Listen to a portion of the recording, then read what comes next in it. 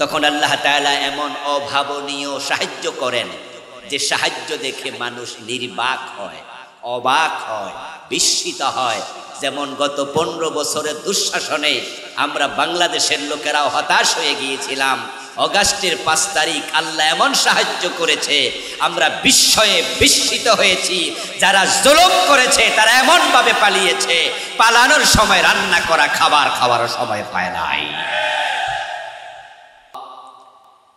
যে মানুষগুলো আমার জিকির, আমার কোরআন থেকে নিজের মুখ ফিরিয়ে নিল, আমি আল্লাহ তাদের জীবনকে সংকীর্ণ বানিয়ে দেব, তাদের জীবনের বরকত ছিনায়া নেব, শান্তি তুলে নেব।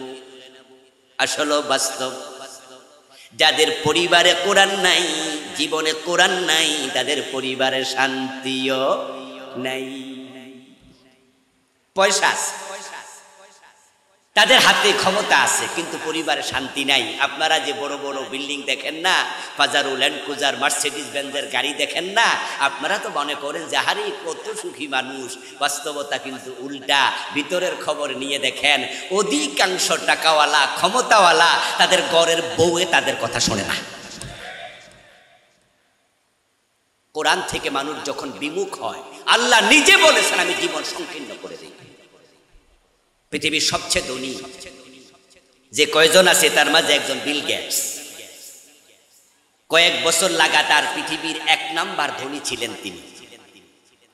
আজ থেকে বছর 1.5 আগে বিল গেটসের বউ তাকে ডিভোর্স দিয়েছে।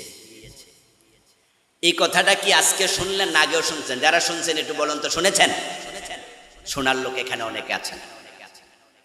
পৃথিবীর সবচেয়ে ধনী মানুষ বিল গেটস, গড়ের বউয়ের সাথে ডিভোর্স হয়েছে। বৈবাহিক সম্পর্ক ছিল 3 যুগের কাছাকাছি। 2 জন এখন বয়স 60-এর কম বেশি। এই বুড়া বয়সে ডিভোর্স হওয়া প্রমাণ করে পরিবারে টাকা ছিল কিন্তু শান্তি ছিল না। কারণ বিল গেটস কি কোরআন অনুসরণ করে? কোরআন মুখী না কোরআন বিমুখ? পুরা পাশ্চাত্য বিশ্বের নমুনা তাকে দেখে নেন। এই অগাস্টে আমি আমেরিকায় গিয়েছিলাম। 10টি অঙ্গরাজ্যে প্রোগ্রাম করেছি, ক্যালিফোর্নিয়া, লস অ্যাঞ্জেলস সহ। বাংলাদেশ যেদিন দ্বিতীয় স্বাধীনতা পায় সেদিন আমি আসমানে ছিলাম, বিমানে ছিলাম। 4 তারিখ রাতে আমার ফ্লাইট ছিল। তখন তো চলছিল কারফিউ, মনে আসেনি? 4 তারিখ কারফিউ দিছিল না? এই কারফিউর মাঝেই আমার টিকিট করা ছিল তো আগেই, তাই আমি কারফিউর ভিতরেই বিমানে উঠলাম। গিয়ে সকালবেলায় ফ্লাইট, তুরস্কে গিয়ে 3 দিন ছিলাম। তুরস্কে নেমেছি, এয়ারপোর্টে নেমেই শুনলাম যে শেখ হাসিনা পালাইছে। তারপরে আমেরিকায় গিয়ে 15-20 দিনের একটা লম্বা সফর করলাম। সেখানকার মানুষকে কাছ থেকে দেখেছি। আমি আর আগেও 2 বার গিয়েছি, এটা ছিল আমার 3য় সফর। পাশ্চাত্য বিশ্বে অনেকের পরিবারে শান্তির তালিবাস নাই। পৃথিবীর সবচেয়ে ধনী মানুষ তারা, কিন্তু পৃথিবীর পারিবারিক সবচেয়ে অশান্ত।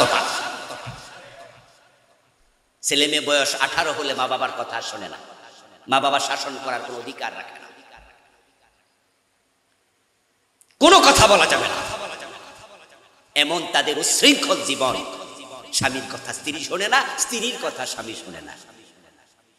জেনা, ব্যভিচারে পুরাটা সমাজ। পৃথিবীর সবচেয়ে বড় দেশগুলোর মাঝে ক্ষমতাধর, তার মাঝে আয়তনের দিক থেকে সবচেয়ে বড়র মাঝে একটা হচ্ছে কানাডা, যেটার আয়তন আমেরিকার চেয়েও বেশি। কানাডার বর্তমান প্রধানমন্ত্রী কি নাম বলেন না? 2 একজন। জাস্টিন ট্রুডো, পৃথিবীর সবচেয়ে সুদর্শন ব্যক্তিদের একজন।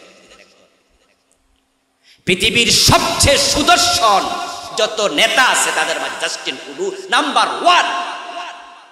আর যারা ইসলামওয়ালা, আপনারা দেখবেন ইসলামওয়ালাদের পরিবারে শান্তি কাকে বলে। বাংলাদেশে যত ডিভোর্সের ঘটনা ঘটে, আপনি 1000 ডিভোর্স নিয়ে, তালাক নিয়ে গবেষণা করবেন, তার মাঝে আলেমের পার্সেন্টেজ 1% না। আলেমদের পরিবারের মতো শান্তি অন্য কারো পরিবারে পাবেন না। আলহামদুলিল্লাহ, আলহামদুলিল্লাহ। আমারও বৈবাহিক দাম্পত্যের বয়স হয়ে গেছে 2002 বিয়ে করছি, এখন 25 মানে 23 বছর পার হয়ে গেছে। এর মানে দাড়ি পেকে গেছে, কিছুটা বুড়া বুড়া ভাব তৈরি হয়েছে। আমার বউ বুড়া হয় নাই, উনিও হয়েছে, উনার বয়সও 50-এর কাছাকাছি, আমার 50 পার হতে চলছে। কিন্তু আল্লাহর শুকরিয়া এখনো মাহফিলে আসতে 2-3 বার ফোন দেয়, যাওয়ার সময় দেয়, নামলে দেয়, খবর নেয়, কোথায় আছেন, কতটুকু আসছেন। আমি একা না, এটা আমার অভিজ্ঞতা। যত আলেম আছে 100 জনের মাঝে 99 জন আলেমের পরিবারে জান্নাতের শান্তি বিরাজ করে, কারণ আমরা কোরআনমুখী। আলেমদের পরিবারে পরকিয়া নাই, কোরআনওয়ালারা পরকিয়া করতে পারে না। তাদের স্ত্রীরা স্বামীমুখী হয়, স্বামীরা স্ত্রীমুখী হয়। আর যাদের পরিবারে কোরআন থাকে না, স্বামী পর নারীমুখী হয়, স্ত্রী পর পুরুষমুখী হয়। আমরা যখন কোরআনের আইনের কথা বলি, কোরআন দিয়ে দেশ চালাতে বলি, তখনই কিছু ভাইয়েরা বলে হুজুররা রাজনীতি না করলে হয় না, হুজুররা মাহফিলে আসছে ওয়াজ না কইরা সারাক্ষণ রাজনীতি করছে। ও দোস্ত, এ কোরআনে নামাজের কথা আছে, নামাজের ওয়াজ করলে রাজনীতি হয় না, রোজার ওয়াজ করলে রাজনীতি হয় না, হজের ওয়াজ করলে রাজনীতি হয় না। যে কোরআন দিয়ে রাসূল দেশ চালাইছে, এ কোরআন আল্লাহর আইন দিয়ে আল্লাহর জমিন চালাতে বলেছে। ইনিল হুকমু ইল্লা লিল্লাহ, আল্লাহ ছাড়া কারো হুকুম চলবে না। আল্লাহর আইনের কথা বললে তোমার কাছে রাজনীতির গন্ধ লাগে, তুমি মুখ ফিরিয়ে নাও। আল্লাহর কসম, তুমি রাসূলের মামলার আসামি হওয়া লাগবে, তোমার উপায় নাই।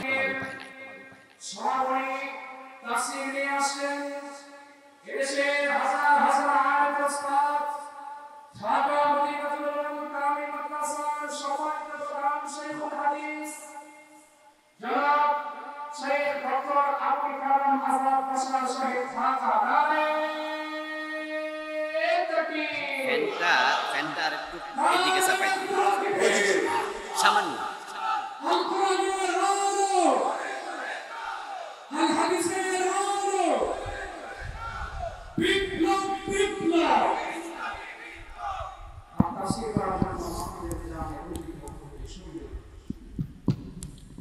আসসালামু আলাইকুম ওয়া রাহমাতুল্লাহি ওয়া বারাকাতুহু।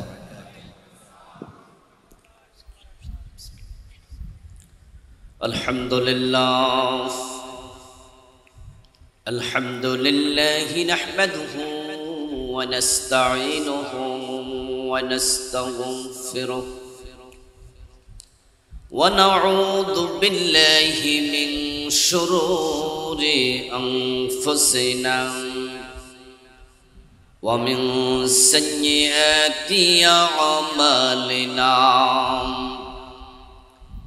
من يهد الله فلا مضل له ومن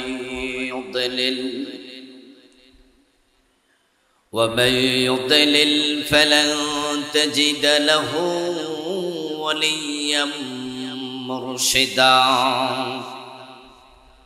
وأشهد أن لا إله إلا الله وأن محمدًا عبده ورسوله. أما بعد فقد قال الله تعالى في كلامه المجيد: أعوذ بالله من الشيطان الرجيم. بسم الله الرحمن الرحيم. كتاب أنزلناه إليك لتخرج الناس من الظلمات إلى النار بإذن ربهم إلى صراط العزيز الحميد. قال النبي صلى الله عليه وسلم: من قال به صدق ومن حكم به عدل ومن عمل به أجر ومن دعا إليه هدي إلى صراط مستقيم أو كما قال النبي عليه الصلاة والسلام সকলে দুরূদ শরীফ পড়ুন আল্লাহুম্মা সাল্লি আলা মুহাম্মাদিন ওয়া আলা আলি মুহাম্মাদ কামা সাল্লাইতা আলা ইব্রাহিম ওয়া আলা আলি ইব্রাহিম ইন্নাকা হামিদুম মাজিদ আল্লাহুম্মা বারিক আলা মুহাম্মাদিন ওয়া আলা আলি মুহাম্মাদ কামা বারাকতা আলা ইব্রাহিম وعلى آل إبراهيم إنك حميد مجيد اللهم صل وسلم وبارك عليه কুমিরা ১ নং ওয়ার্ড এলাকাবাসীর উদ্যোগে আয়োজিত আজকের এই চমৎকার অষ্টম বার্ষিক তাফসীরুল কুরআন মাহফিলের সম্মানিত সভাপতি মোহতারাম প্রফেসর হারেস আহমদ সাহেব, ডাক্তার আবুল আলম সাহেব, আজকের মাহফিলের সম্মানিত আলোচক, আমার আগে যিনি অত্যন্ত গুরুত্বপূর্ণ আলোচনা উপস্থাপন করেছেন, নন্দিত মুফাসসিরে কোরআন, হাজার হাজার আলেমের উস্তাদ, শায়খুল হাদিস ওয়াত তাফসীর শেখ মুফতি কাজী ইব্রাহিম হাফেজাহুল্লাহ, আল্লাহ তাআলা হুজুরকে সুস্থ সুন্দর লম্বা হায়াত দান করুন। আলোচনা উপস্থাপন করেছেন নন্দিত মুফাসসিরে কোরআন, আন্তর্জাতিক খ্যাতি সম্পন্ন আলিম মুহতারাম মাওলানা কামরুল ইসলাম সাঈদ আনসারী হাফেজাহুল্লাহ, তরুণ মুফাসসিরে কোরআন মাওলানা এম হাসিবুর রহমান, মাওলানা আবু তৈয়ব মোহাম্মদ আরমান, মাওলানা আব্দুল্লাহ আল নোমান সহ আজকের মাহফিলে উপস্থিত সম্মানিত উলামায়ে হযরত, অত্র মাহফিলের সম্মানিত প্রধান অতিথি, আপনাদের এই এলাকার কৃতি সন্তান, বিশিষ্ট রাজনীতিবিদ, যিনি দীর্ঘ ৮ বছর কারাবরণ করেছেন। আমি শুনে বিস্মিত হয়েছি, কারণ বাংলাদেশে অনেক বড় বড় আসামিরাও তো জামিন পায়, খুনের মামলাও তো জামিন হয়, কিন্তু এই ভাইটিকে দীর্ঘ ৮ বছর কারান্তরীণ করে রাখা হয়েছিল। মুহতারাম মোহাম্মদ আসলাম চৌধুরী FCA সাহেব, আল্লাহ তাআলা ভাইকে তার দ্বীনের জন্য কবুল করুন। আজকের মাহফিলের সম্মানিত অতিথি, এই এলাকার কৃতি সন্তান, বিশিষ্ট রাজনীতিবিদ জনাব মুহতারাম আনোয়ার চৌধুরী সাহেব সহ মঞ্চ উপবিষ্ট আছেন এই এলাকার কৃতি সন্তান, বাংলাদেশ পুলিশের সম্মানিত DIG সাহেব, অন্যান্য সম্মানিত মেহমান বৃন্দ। আমাদের চৌধুরী সাহেব, তিনি আজকে রোজাও রেখেছেন, ক্লান্তি নিয়ে এসেছেন, এজন্য উনি অনুমতি চেয়েছেন যে আমি যেতে চাই। আমরা ওনাকে যেতে দিতে পারি তো ইনশাআল্লাহ, কোনো অসুবিধা নাই। ভাই যদি চলেও যান আমরা কিছু মনে করব না, ব্যস্ত মানুষ।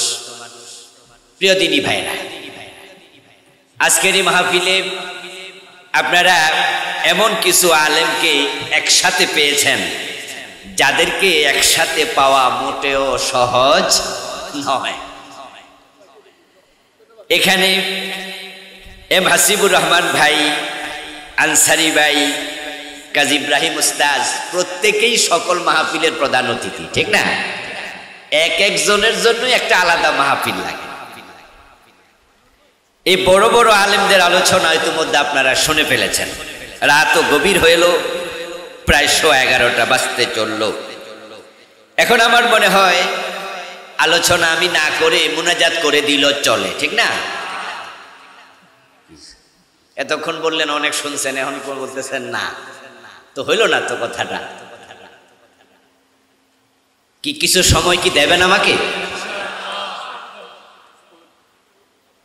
ঠিক আছে, অনুমতি যেহেতু পেলাম, তাহলে সংক্ষেপে কিছু কথা বলবো ইনশাআল্লাহ।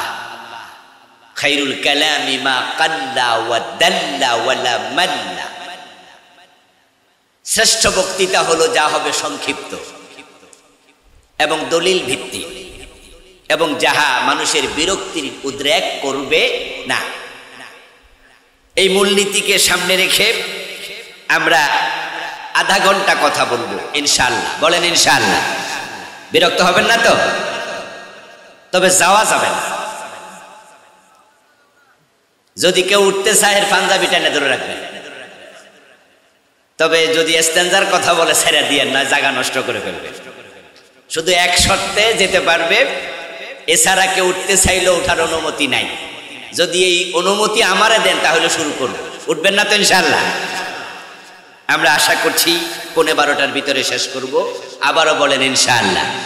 মানুষ কখনো কখনো হতাশ হয়, তখন আল্লাহ তাআলা এমন অভাবনীয় সাহায্য করেন যে সাহায্য দেখে মানুষ নির্বাক হয়, অবাক হয়, বিস্মিত হয়। যেমন গত 15 বছরের দুঃশাসনে আমরা বাংলাদেশের লোকেরাও হতাশ হয়ে গিয়েছিলাম। অগাস্টের 5 তারিখ আল্লাহ এমন সাহায্য করেছে, আমরা বিস্ময়ে বিস্মিত হয়েছি।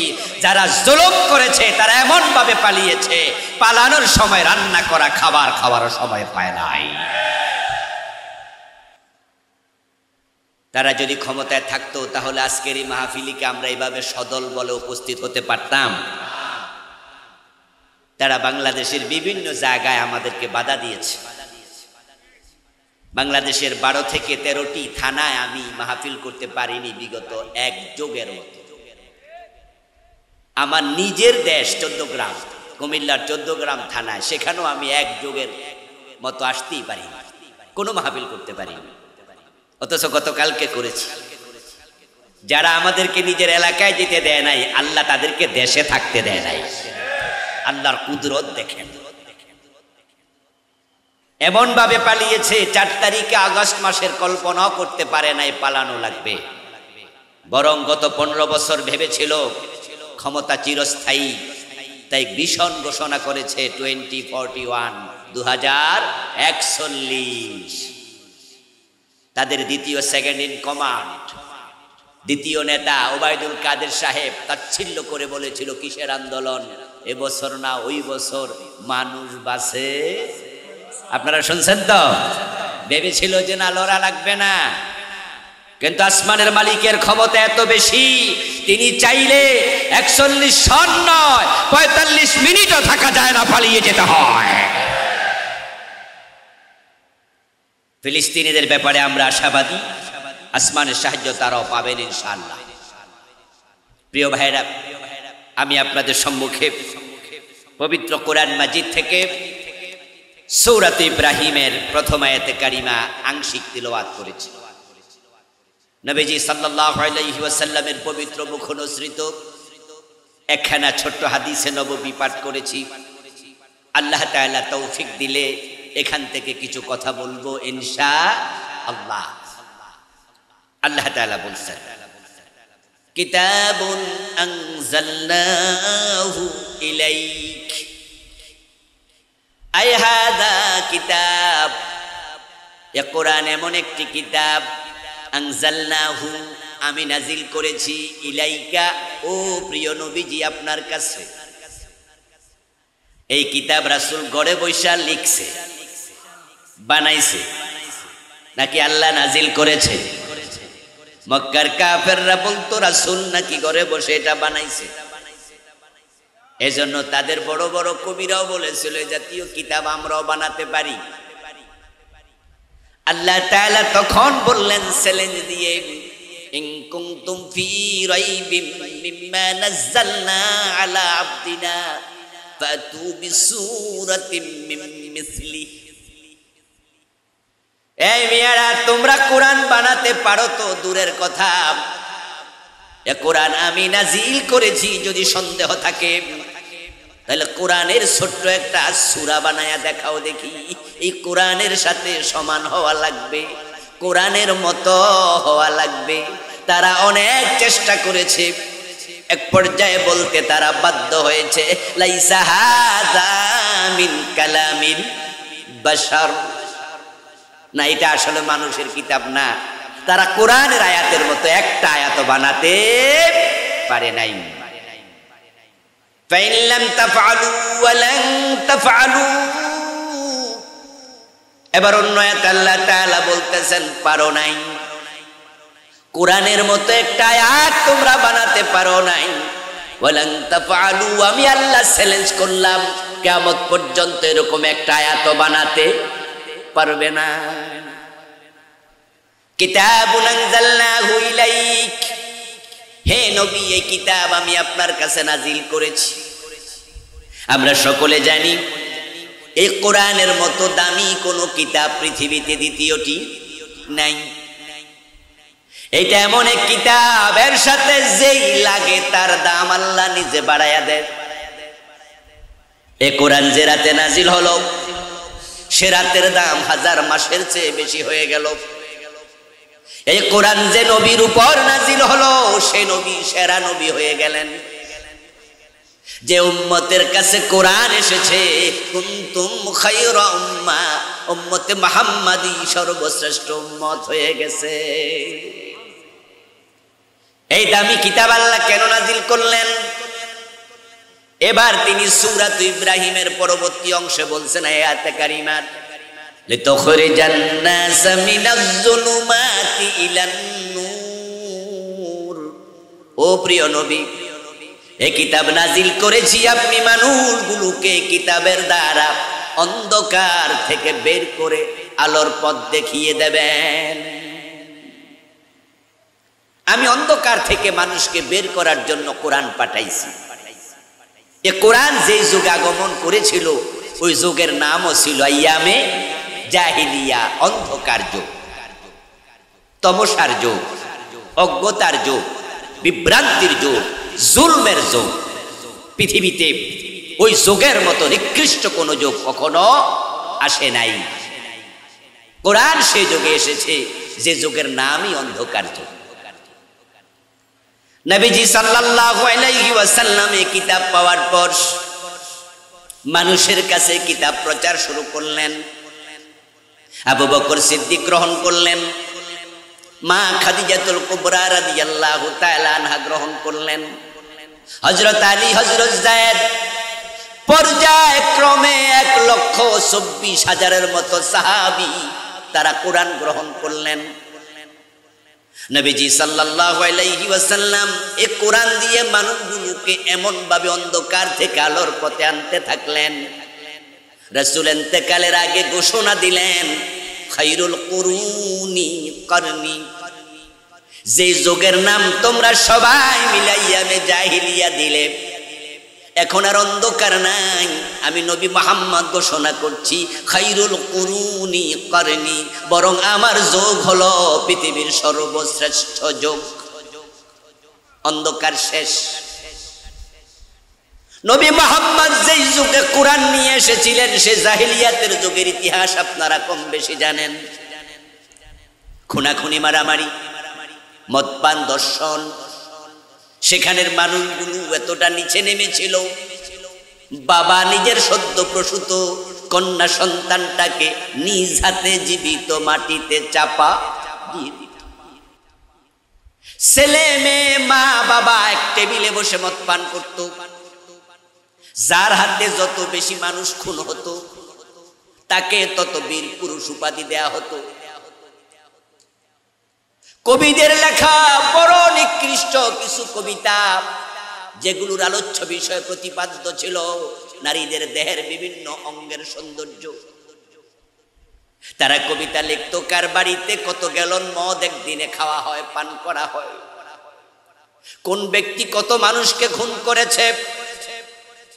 নারী, যুদ্ধ এবং মদ ছিল যাদের কবিতার মূল প্রতিপাদ্য। তাদের লেখা কবিতা তারা কাবার দেয়ালের মাঝে সোনালী অক্ষর দিয়া রেশমি কাপড়ে লিখে টানায়া রাখতো। ওই 7টা বড় বড় কবির কবিতার নাম ছিল সাবা মুআল্লাক। যেই যুগে একজন সুন্দরী মেয়ে নিজের বাবার বাড়ি থেকে বের হয়ে স্বামীর বাড়ি যাওয়ার পথে যদি 1-2 কিলোমিটার পথ একা অতিক্রম করত, পথিমধ্যে ধর্ষিতা হওয়া লাগতো, ইজ্জত কেড়ে নিয়ে যেত জালেমরা, গায়ের গহনা গাটি কেড়ে নিয়ে যেত ডাকাতেরা, কোলের সন্তানটা পর্যন্ত কেড়ে নিয়ে ওকাজ মেলায় দাস বানায়া বিক্রি করে দিত। যেখানে শান্তি ছিল না, নিরাপত্তা ছিল না, মানুষের জীবনের ইজ্জতের সম্পদের কোনো নিরাপত্তা নাই। ইসলাম যখন আসলো, কোরআন যখন আসলো, নবীজি 23 বছর নবী ছিলেন, তারপরে তিনি চলে গেলেন।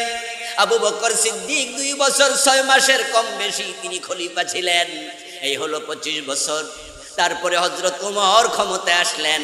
আমরা দেখেছি হযরত ওমরের যুগে অর্ধ দুনিয়ার সম্রাট ওমর গাছতলায় একা একা ঘুমিয়ে থাকতেন, এতটাই শান্তি এসেছিল, বডিগার্ডের কোনো প্রয়োজন আর ছিলই না।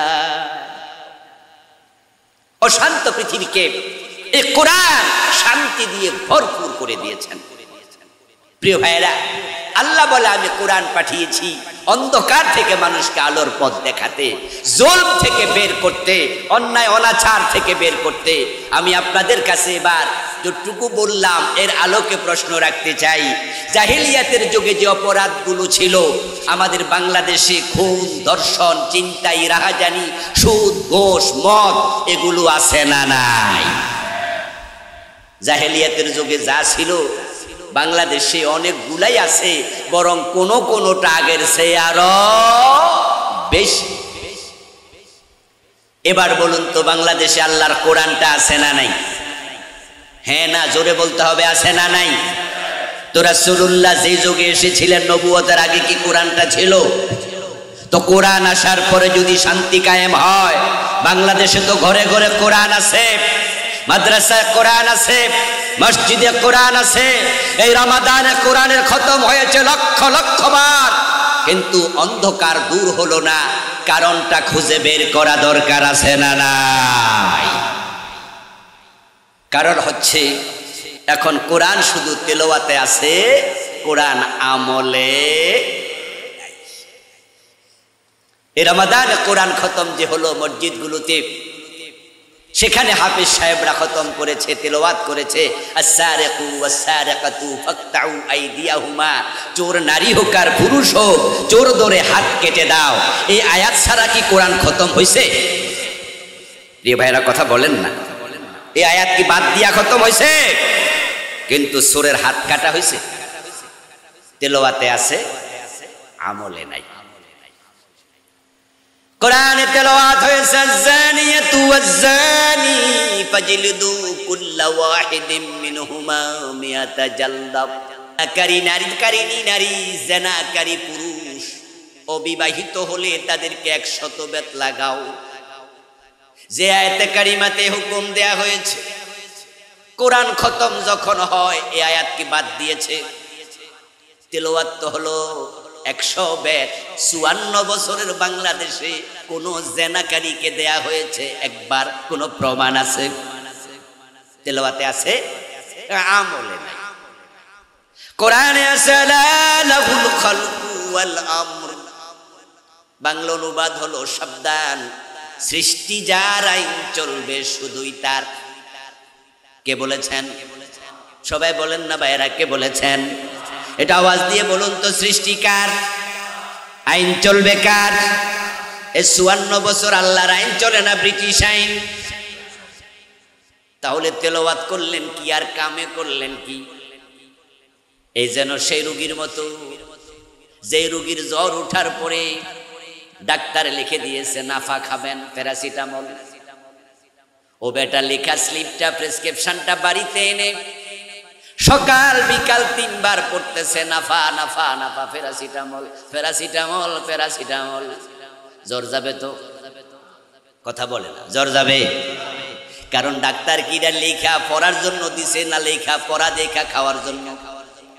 এ কিনছেনি, খাইছেনি, তো জ্বর যাবে কেমনে? বাংলাদেশে এমন একজন রোগীও পাওয়া যাবে না যে ডাক্তারের লেখা দেখে দেখে সকাল সন্ধ্যা তেলাওয়াত করবে, বরং যদি এটা কেউ করে তাহলে মানুষ তাকে পাগল বলবে। কিন্তু কোরআনের বিধানগুলো শুধু পড়ে 54 বছরে মানে না, তোমাদেরকে পাগল বলা লাগে। এই দেশের হাফেজ সাহেবরা পাগল, মাওলানা সাহেবরা পাগল, বক্তারাও পাগল, খতিবরাও পাগল। কারা? যারা কোরআন পড়েছে মানাজে লাগে এটা বোঝে না, তাদের সংখ্যাই সমাজে বেশি।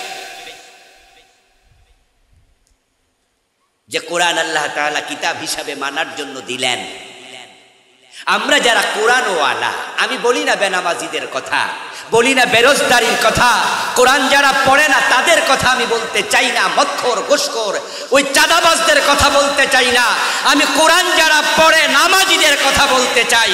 কোরআন ওয়ালারা যদি কোরআনের আইনের পক্ষে আসে, এই দেশে কোরআনের আইন কায়েম হতে 1 বছরও লাগবে না। কিন্তু এই দেশে কোরআন তেলাওয়াত যতজনে করে, কোরআন যতজনে পড়ে, কোরআন নামাজে পড়ে, তেলাওয়াতে পড়ে, তারা যদি কোরআনের আইনের পক্ষে আসতো, কত আগেই তো কোরআনের আইন কায়েম হতো। তারা কোরআনকে নিয়েছে তেলাওয়াতের কিতাব হিসাবে। জিনে ধরলে কোরআন ফোড়ে ফু দেবে, তারা কোরআনকে তাবিজ বানায় লিখে গলায় ঝুলাবে। বাবা মারা গেলে, মা মারা গেলে হুজুর আইনা খতম করাবে। কিন্তু কোরআন তারা সমাজে বাস্তবে মানবে না। যারা কোরআন মানবে না, হাসরের ময়দানে আল্লাহ তাদেরকে অন্ধ বানিয়ে তুলবে।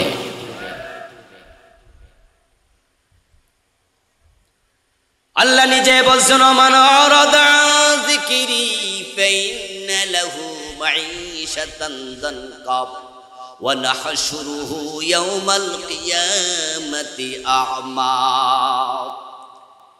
যে মানুষগুলো আমার জিকির, আমার কোরআন থেকে নিজের মুখ ফিরিয়ে নিল, আমি আল্লাহ তাদের জীবনকে সংকীর্ণ বানিয়ে দেব, তাদের জীবনের বরকত ছিনায়া নেব, শান্তি তুলে নেব।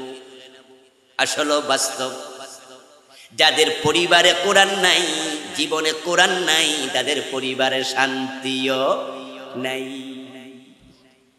পয়সা আছে, তাদের হাতে ক্ষমতা আছে, কিন্তু পরিবারে শান্তি নাই। আপনারা যে বড় বড় বিল্ডিং দেখেন না, পাজারো, ল্যান্ড ক্রুজার, মার্সিডিজ বেঞ্জের গাড়ি দেখেন না, আপনারা তো মনে করেন যে হারি কত সুখী মানুষ। বাস্তবতা কিন্তু উল্টা। ভিতরের খবর নিয়ে দেখেন, অধিকাংশ টাকাওয়ালা, ক্ষমতাওয়ালা, তাদের ঘরের বউয়ে তাদের কথা শোনে না। কোরআন থেকে মানুষ যখন বিমুখ হয়, আল্লাহ নিজে বলেছেন আমি জীবন সংকীর্ণ করে দিই। পৃথিবীর সবচেয়ে ধনী যে কয়জন আছে তার মাঝে একজন বিল গেটস। কয়েক বছর লাগাতার পৃথিবীর 1 নাম্বার ধনী ছিলেন তিনি। আজ থেকে বছর 1.5 আগে বিল গেটসের বউ তাকে ডিভোর্স দিয়েছে। এই কথাটা কি আজকে শুনলেন না আগেও শুনছেন? যারা শুনছেন একটু বলুন তো, শুনেছেন? শোনার লোক এখানে অনেকে আছেন। পৃথিবীর সবচেয়ে ধনী মানুষ বিল গেটস, গড়ের বউয়ের সাথে ডিভোর্স হয়েছে। বৈবাহিক সম্পর্ক ছিল 3 যুগের কাছাকাছি। 2 জন এখন বয়স 60-এর কম বেশি। এই বুড়া বয়সে ডিভোর্স হওয়া প্রমাণ করে পরিবারের টাকা ছিল কিন্তু শান্তি ছিল না। কারণ বিল গেটস কি কোরআন অনুসরণ করে? কোরআন মুখী না কোরআন বিমুখ? পুরা পাশ্চাত্য বিশ্বের নমুনা তাকে দেখে নেন। এই অগাস্টে আমি আমেরিকায় গিয়েছিলাম। 10টি অঙ্গরাজ্যে প্রোগ্রাম করেছি, ক্যালিফোর্নিয়া, লস অ্যাঞ্জেলস সহ। বাংলাদেশ যেদিন দ্বিতীয় স্বাধীনতা পায় সেদিন আমি আসমানে ছিলাম, বিমানে ছিলাম। 4 তারিখ রাতে আমার ফ্লাইট ছিল। তখন তো চলছিল কারফিউ, মনে আসেনি? 4 তারিখ কারফিউ দিছিল না? এই কারফিউর মাঝে আমার টিকিট করা ছিল তো আগেই, তাই আমি কারফিউর ভিতরেই বিমানে উঠলাম। গিয়ে সকালবেলায় ফ্লাইট, তুরস্কে গিয়ে 3 দিন ছিলাম। তুরস্কে নেমেছি, এয়ারপোর্টে নেমেই শুনলাম যে শেখ হাসিনা পালাইছে। তারপরে আমেরিকায় গিয়ে 15-20 দিনের একটা লম্বা সফর করলাম। সেখানকার মানুষকে কাছ থেকে দেখেছি। আমি আর আগেও 2বার গিয়েছি, এটা ছিল আমার 3য় সফর। পাশ্চাত্য বিশ্বে অনেকের পরিবারে শান্তির তালিবাস্য নাই। পৃথিবীর সবচেয়ে ধনী মানুষ তারা, কিন্তু পৃথিবীর পারিবারিক সবচেয়ে অশান্ত। ছেলে মেয়ে বয়স 18 হলে মা বাবার কথা শোনে না, মা বাবা শাসন করার কোনো অধিকার রাখে না, কোনো কথা বলা যাবে না, এমন তাদের উচ্ছৃঙ্খল জীবন। স্বামীর কথা স্ত্রী শোনে না, স্ত্রীর কথা স্বামী শোনে না, জেনা ব্যভিচারে পুরাটা সমাজ। পৃথিবীর সবচেয়ে বড় দেশগুলোর মাঝে ক্ষমতাধর, তার মাঝে আয়তনের দিক থেকে সবচেয়ে বড় মাঝে একটা হচ্ছে কানাডা, যেটার আয়তন আমেরিকার চেয়েও বেশি। কানাডার বর্তমান প্রধানমন্ত্রী কি নাম বলেন না, দুই একজন? জাস্টিন ট্রুডো, পৃথিবীর সবচেয়ে সুদর্শন ব্যক্তিদের একজন। পৃথিবীর সবচেয়ে সুদর্শন যত নেতা আছে তাদের মাঝে জাস্টিন ট্রুডো নাম্বার 1। বয়স এখনো 40 হয়, একবার স্মার্ট। কানাডা হচ্ছে পৃথিবীর সবচেয়ে শান্তি বিরাজিত দেশের একটি দেশ, কিন্তু জাস্টিন ট্রুডোর বউ গত বছর তাকে ডিভোর্স দিয়েছে। পৃথিবীর সবচেয়ে ক্ষমতাধর রাষ্ট্রগুলোর একটি রাষ্ট্রের রানিং প্রধানমন্ত্রী, তার বউ তাকে ডিভোর্স দেয়া প্রমাণ করে ক্ষমতা ছিল, শান্তি ছিল না। আর যারা ইসলামওয়ালা, আপনারা দেখবেন ইসলামওয়ালাদের পরিবারে শান্তি কাকে বলে। বাংলাদেশে যত ডিভোর্সের ঘটনা ঘটে, আপনি 1000 ডিভোর্স নিয়ে, তালাক নিয়ে গবেষণা করবেন, তার মাঝে আলেমের পার্সেন্টেজ 1% না। আলেমদের পরিবারের মতো শান্তি অন্য কারো পরিবারে পাবেন না। আলহামদুলিল্লাহ, আলহামদুলিল্লাহ। আমারও বৈবাহিক দাম্পত্যের বয়স হয়ে গেছে, 2002 বিয়ে করছি, এখন 25, মানে 23 বছর পার হয়ে গেছে। এর মানে দাড়ি পেকে গেছে, কিছুটা বুড়া বুড়া ভাব তৈরি হয়েছে। আমার বউ বুড়া হয় নাই, উনিও হয়েছে, উনার বয়সও 50-এর কাছাকাছি, আমার 50 পার হতে চলছে। কিন্তু আল্লাহর শুকরিয়া, এখনো মাহফিলে আসতে 2-3 বার ফোন দেয়, যাওয়ার সময় দেয়, নামলে দেয়, খবর নেয়, কোথায় আছেন, কতটুকু আসছেন। আমি একা না, এটা আমার অভিজ্ঞতা। যত আলেম আছে 100 জনের মাঝে 99 জন আলেমের পরিবারে জান্নাতের শান্তি বিরাজ করে, কারণ আমরা কোরআনমুখী। আলেমদের পরিবারে পরকিয়া নাই, কোরআনওয়ালারা পরকিয়া করতে পারে না। তাদের স্ত্রীরা স্বামীমুখী হয়, স্বামীরা স্ত্রীমুখী হয়। আর যাদের পরিবারে কোরআন থাকে না, স্বামী পর নারীমুখী হয়, স্ত্রী পর পুরুষমুখী হয়, সন্তান গাঁজাখোর হয়। আপনাদের এটা কোন থানা? সীতাকুণ্ড থানা। সীতাকুণ্ড থানায় যদি 500-700 মসজিদ থাকে, আপনি যদি চান সেখানে আপনি খোঁজ খবর নেবেন, 500 মসজিদের ইমাম সাহেবের সন্তানদের মাঝে মদ খায় এমন কয়জন ইমামের সন্তান পাবেন? একজন পান কিনা সন্তান। আলেমদের সন্তান মদখোর হয় না, আলেমদের স্ত্রী বেপরদায় বাজারে যায় না, আলেমদের মেয়েরা বেপরদায় স্কুল কলেজে পড়তে যায় না। শুধু আলেম নয়, যারা কোরআনমুখী তাদের সন্তানরা হয় সবকঞ্জারে বেটি, সবাই আল্লাহমুখী হয়। তাদের স্ত্রী সন্তানরা আল্লাহমুখী হওয়ার কারণে তাদের সন্তানদের মাঝে, স্ত্রী সন্তান পরিবারের মাঝে একটা রহমতের সম্পর্ক আল্লাহ তাআলা দুনিয়াতে দেয়। এবং এই মানুষগুলোকে আল্লাহ ওয়াদা দিয়েছেন, আল্লাযীনা আমানু ওয়াত্তাবা'আতহুম যুররিয়াতুহুম বিঈমান আলহাকনা বিহিম যুররিয়াতাহুম।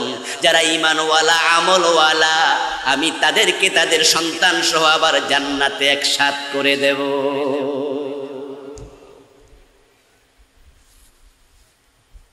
ওমান আরাদা আন যিকরি ফাইন্না লাহু মাঈশাতান দানকা।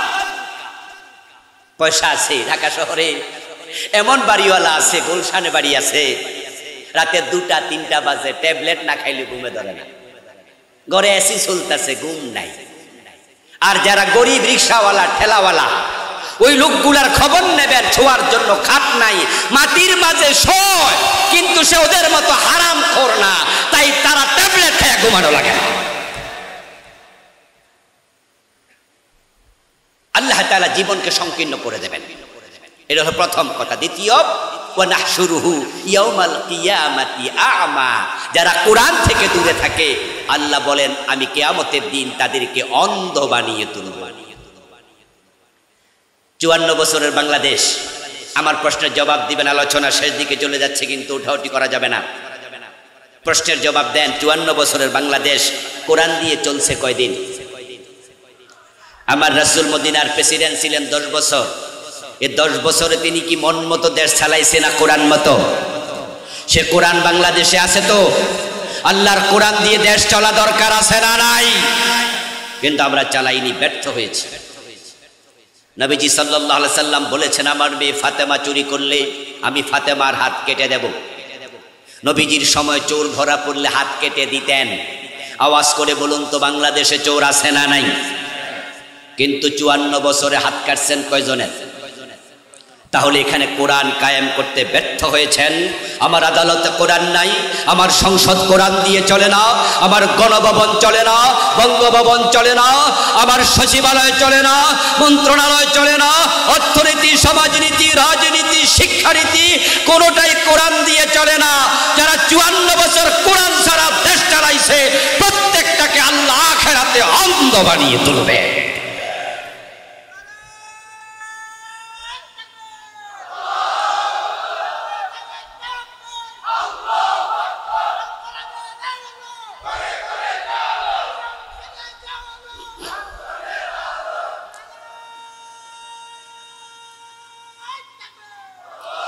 আমার দিনী ভাইয়েরা, হযরত ওমর তো অর্ধ পৃথিবীর প্রেসিডেন্ট ছিলেন, ঠিক নয় কি?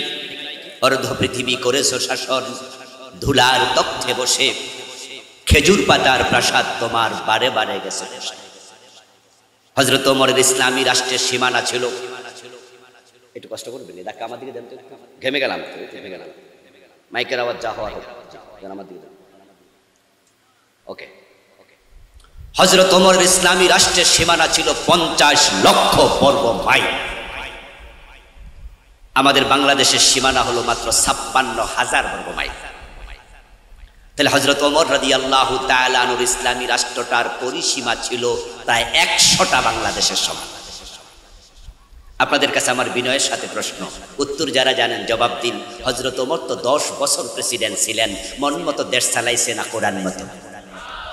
তো রাসূল চালাইলেন কোরআন দিয়ে, আবু বকর চালাইলেন কোরআন দিয়ে, ওমর চালাইলেন কোরআন দিয়ে, ওসমান চালাইলেন কোরআন দিয়ে, আলী চালাইলেন কোরআন দিয়ে, আমিরে মুয়াবিয়া চালাইলেন কোরআন দিয়ে। রাসূলের সাহাবীদের আদর্শ থেকে, রাসূলের আদর্শ থেকে আমরা সরে 54টা বছর ডক্টর কামালের লেখা সংবিধান দিয়ে চালাচ্ছি। কোরআনের সে যারা ডক্টর কামালের সংবিধানকে মূল্য দেয় আল্লাহ তাদেরকে অন্ধ বানিয়ে তুলবেন। আপনারা কি আখেরাতে অন্ধ হয়ে উঠতে চান? যদি অন্ধ হয়ে উঠতে না চান তাহলে কোরআনের পক্ষে আপনাদের আসতেই হবে। দ্বিতীয় হচ্ছে, যেই মানুষগুলো দুনিয়ায় কোরআন থেকে মুখ ফিরিয়ে নিয়েছে, হাসরের ময়দানে রাসূলুল্লাহ সাল্লাল্লাহু আলাইহি সাল্লাম নিজে তাদের বিরুদ্ধে আল্লাহর আদালতে মামলা দেবেন। وقال الرسول يا رب إن قوم اتخذوا هذا القرآن مهجورا। কোরআন আল্লাহ তাআলা বলেন, হাসরের দিন রাসূল বলবো, ও আল্লাহ, আমার রেখে আসা কোরআন থেকে এই লোকগুলো মুখ ফিরিয়ে নিয়েছিল, তারা কোরআন পরিত্যাগ করেছিল, আমি তাদের বিরুদ্ধে মামলা দিলাম, তুমি বিচার করো। রাসূলের শাফাআত চান না মামলার আসামি হতে চান? রাসূলের শাফাআত চান কি না? তো রাসূল তো মামলা দেবে। রাসূল যদি মামলা দেয় আপনার জন্য কোনো শাফাআতকারী আর পাবেন না।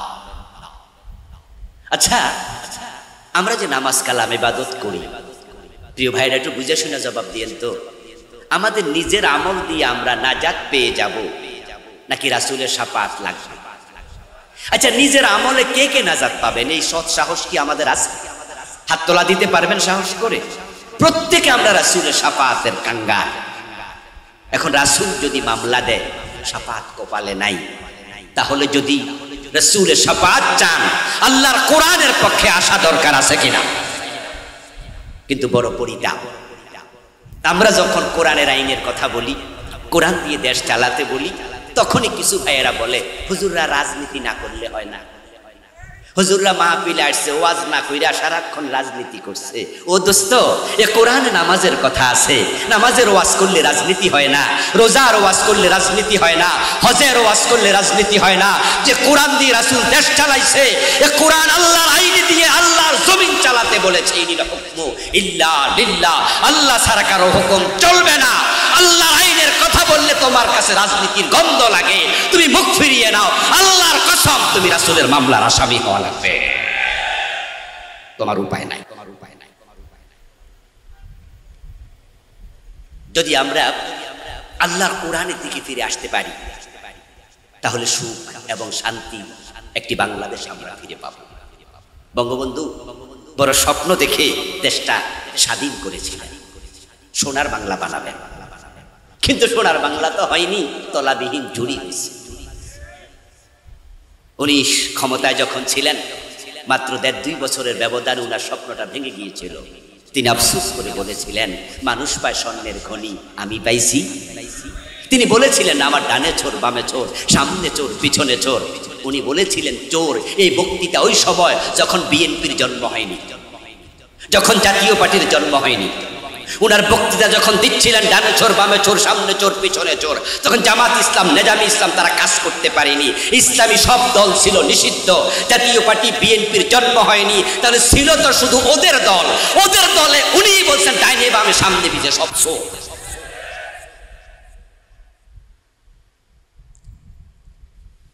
ওরা যে চোর এটা তো আমরা কয়দিন আগে টের পাইছি। ইসলামী ব্যাংকের 18টি শাখা থেকে এস আলম গ্রুপ টাকা বিদেশে পাচার করেছে 80,000 কোটি।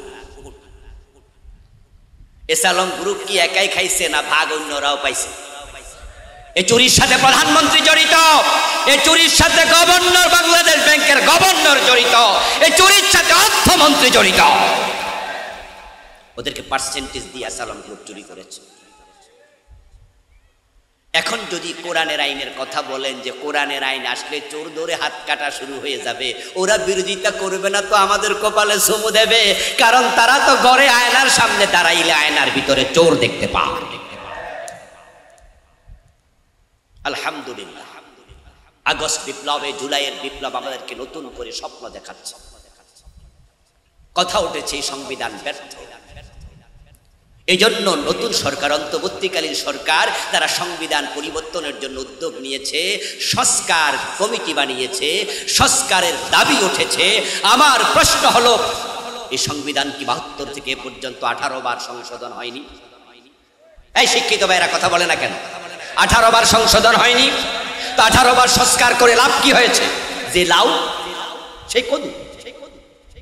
18 বার পরিবর্তন তো হলো, কোনো কাজ হলো না, লাভ হলো না। ডক্টর কামালের লেখায় সংবিধান আমাদেরকে শান্তি, সুখ, সমৃদ্ধি কিচ্ছু দিতে পারেনি, নিরাপত্তা দিতে পারেনি। এটা সংস্কার করে কোনো লাভ হবে না।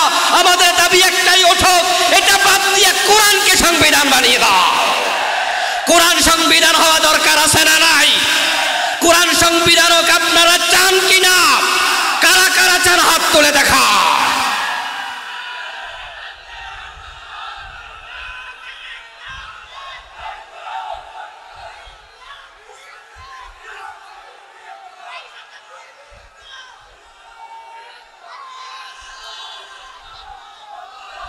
আমার প্রিয় ভাইয়ের, আমরা আশাহত নই, আমরা নতুন সূর্যোদয়ের স্বপ্ন দেখছি।